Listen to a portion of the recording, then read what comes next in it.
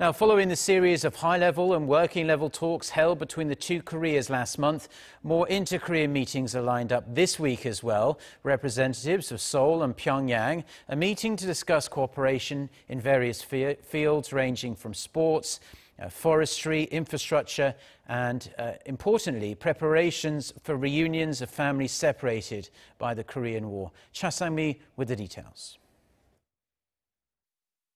Seoul and Pyongyang have been extremely busy since their landmark summit in April, and efforts to follow through on the Panmunjom Declaration are continuing in July.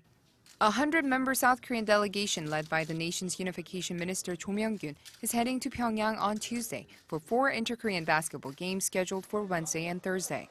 The group includes Minister Cho, 4 other government officials, 50 male and female basketball players, and a panel of referees, 30 members of the press, and 15 staff. This will be the 4th time the two Koreas have played basketball together. The last time was 15 years ago in 2003. Seoul and Pyongyang have agreed to hold the friendlies while discussing sports cooperation last month.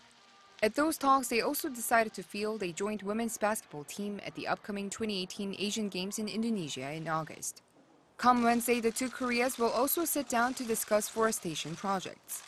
Yu Kwang-soo, Vice Minister of the South Korean Forest Service, and 2 other officials will meet their North Korean counterparts and discuss ways to tackle the degradation of forests in the north by overlogging and farming.